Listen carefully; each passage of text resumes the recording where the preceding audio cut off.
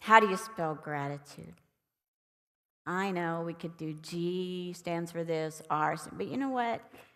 I don't want to be traditional like that and recount the letters. Maybe you're a little bit like me, especially this year, looking for new ways to view old customs, like celebrating Thanksgiving in the United States. This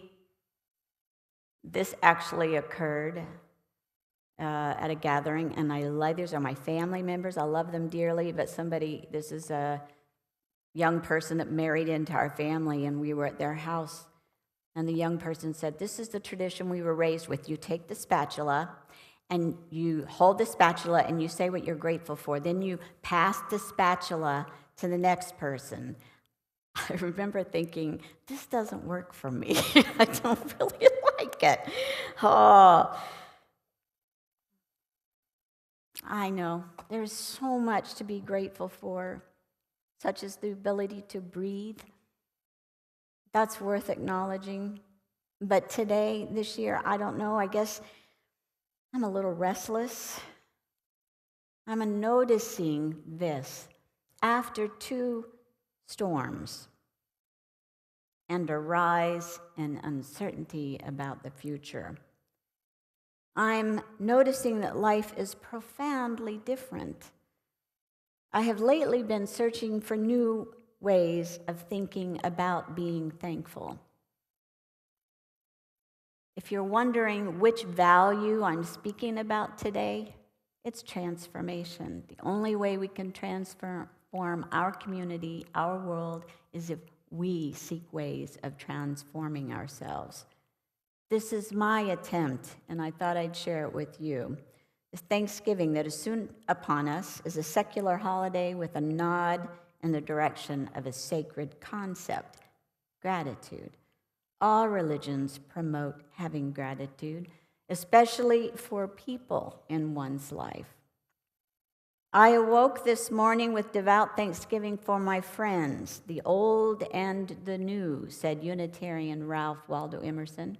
Having a sense of gratitude has proved to be helpful in raising one's aptitude for happiness. Harvard University did a study a while back about what makes people happy. They found that, especially when someone expressed appreciation to the person for whom they were grateful, the participant in the study became happier. Meaning, this is how they did it. The researchers called people in one by one and asked each person to write a letter to someone who had a positive effect on their life. Then the researcher asked the person to call and read that letter to the person. What came from the study was an important point about happiness and how it grows after having a sense of gratitude. They found the callee, the person who received the phone call, became happy by such a gesture, but more than that, the person who did the calling, the caller, became happier. If you're curious about it, there's a YouTube video on the project titled An Experiment in Gratitude, The Science of Happiness. It was so touching to watch. It was also quite funny.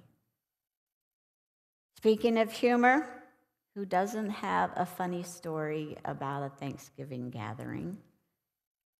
Here's one from a person named Monica H.A. She wrote, "The first Thanksgiving after moving overseas, I decided to treat my family to a traditional turkey dinner.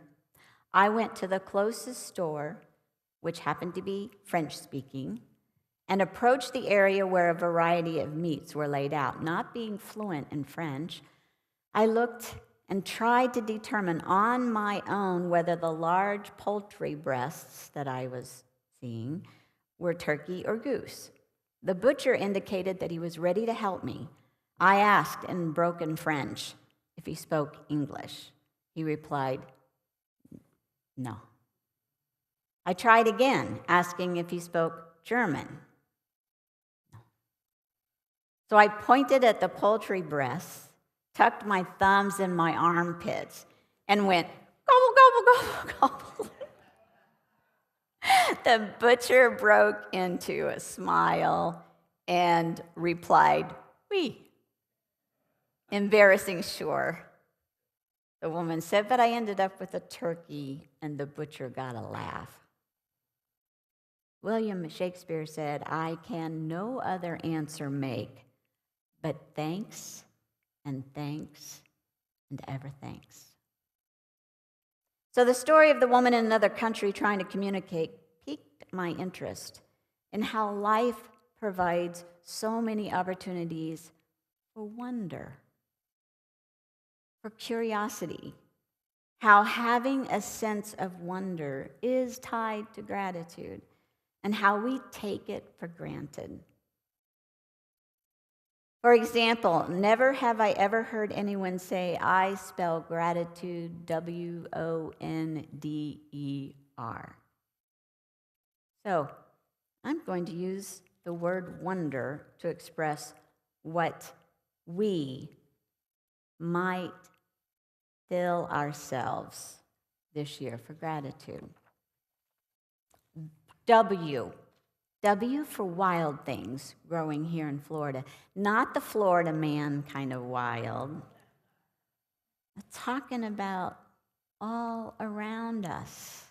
Nature, the edible plants, the wild things that are growing right here on these grounds. I walked in this week. I often take a walk around our grounds. And some of the items were the acorns from the oak trees. Chris caught me stepping on acorns yesterday to hear the pop like a kid.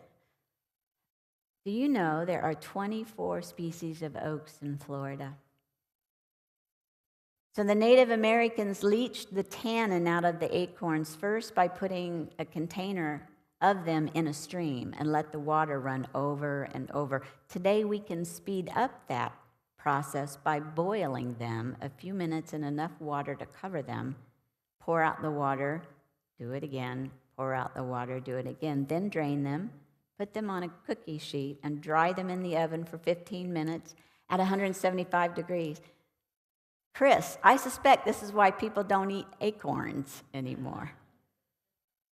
Beautyberry grows all over Florida. We have them here. The berries can be eaten by humans right off the bush, but the best way to eat them is to sprinkle them on salads or make a jelly from them. Dandelion is a European weed with leaves, blossoms, and roots that can be eaten. It's got its name from the jagged leaves, meaning teeth of the lion. That's a healthy food. Elderberry, boil the berries 5 parts to 1 part water. Add honey to make a healthy syrup. So they say a tablespoon of it a day boosts your immune system. Of course, don't eat anything on these grounds or anywhere unless you are sure you know what it is. Might we pause to be grateful for those among us who know the plants? Jay Hardman, Chris Mueller, Sibi Orozco. Would you raise your hand if you're in this room? If you're wondering whether you can eat something, these are the people to ask. The point I'm making is that here on these 4.5 acres, here at our meeting place, the environment is full of riches, not just for the eyes, but also for the body. I am grateful for time to pause, to notice the riches that surround us. It's so easy to get in that spiral of fear and disappointment, grief. Go there and then step back and take the time to notice. Oh, for Emerson's oversoul. He wrote, "We live in succession, in division, in parts and particles." Meantime, within humanity, all right, call me a feminist. I'm going to change the word here that he wrote.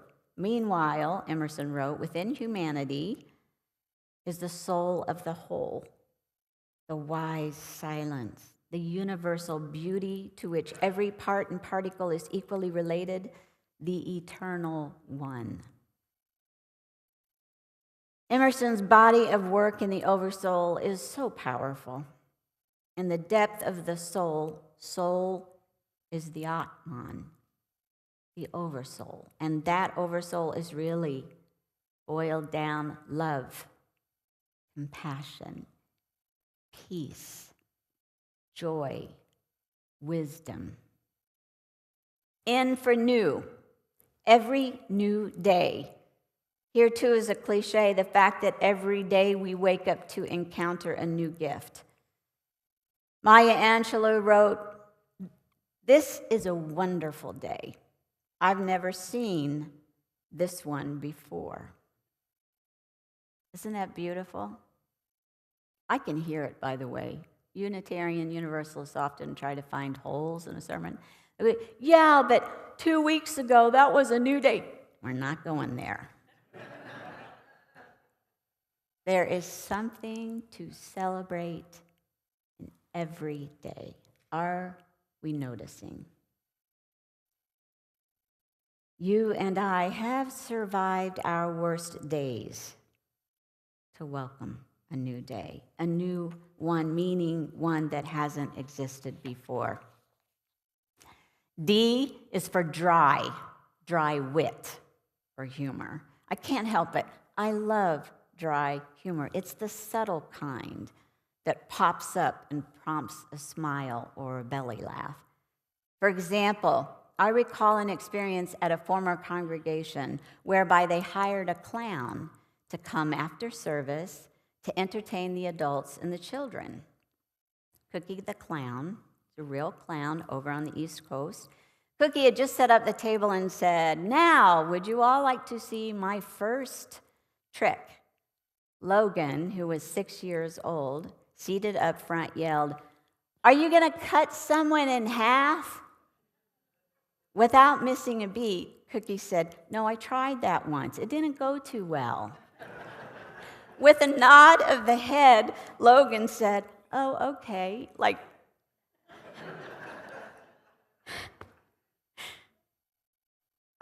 I love that kind of dry humor. Some saw it, like me, and some didn't, and it's okay. Cookie spoke like it was nothing, and a small child readily agreed. How about this one? I have often thought to myself, gee, I hope I never go to jail because I haven't memorized one phone number since 2001, before cell phones came.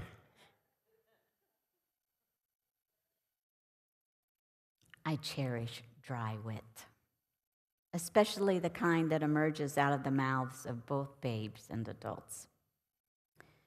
E for the earth. May this be the year we express more care for the earth. The year that we as a people the world over will find renewed appreciation for the earth, for all creatures that we are losing because of our inattentiveness and carelessness. I have one word: manatees. May we develop more ways to appreciate the sky above us, the water that surrounds us, and the dirt beneath our feet. Thomas Berry said, "May we all learn to live graciously on this unique, beautiful planet Earth." Finally, R for reverence. That is deep respect for someone or something. That is to regard others and treat them with respect. Reverence is an attitude. It's a way to move around the world, a feeling of awe and veneration. Maybe touching on the idea that we are all one and the same. For example, lately more and more people have been losing it and getting impatient. I know it's easy to roll the eyes and say, when somebody misbehaves, that person is bad, they're terrible. But realistically speaking, these times have been hard on everyone, even those of us who have oodles of patience. Lately, when I have not been myself or observed when others are not themselves, I think, The fear and the frustration in me acknowledges the fear and frustration in you. I wish for you, dear friend, stranger, patience, and in doing so, I will work on my own inability to have patience at times. I went into Walmart to get the traditional cocoa, not the mix, just the powder, the cocoa powder. I could tell I was stomping in. And Phil already knows this, I already get angry when stuff is above my head, and that happens all the time. I could not, you know this, Diane, right? So I could not reach it. And so I was banging on the box so that they would fall down. 3 of them fell down, and when they did, I picked them up and slammed them on the shelf. Now, I wasn't verbalizing anything. Mentally, I was saying, don't anybody say anything. Please don't talk to me. And I stomped up to the cashier, got paid for it. But as I was stomping to the parking lot, I'm like, get hold of yourself.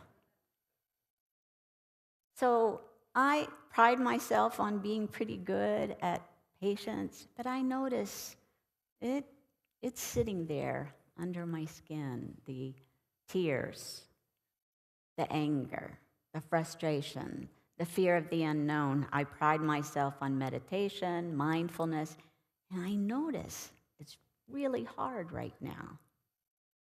So let's go back to transforming ourselves, constantly a work in progress, looking over this garden of gratitude, this abundant array of wonder. May we pause this week to appreciate and recommit to developing more gratitude for wild things, the oversoul, the unity of all, the new day, dry wit, the earth, reverence. That is renewed respect for strangers as well as friends and family members. May our reverence turn to care for those who may experience harm in the days to come. May we be the protectors. May we be the ones to acquire the strength to side with love and with solidarity. In our attempt to recognize and affirm these gifts, may we cultivate more joy in the attempt to secure more justice in the days to come. This is my mantra: reach out to your friends and loved ones. Build community. Seek beauty. Reach out to friends and loved ones. Build community. Be part of this community and seek beauty. With gratitude always, may it be so.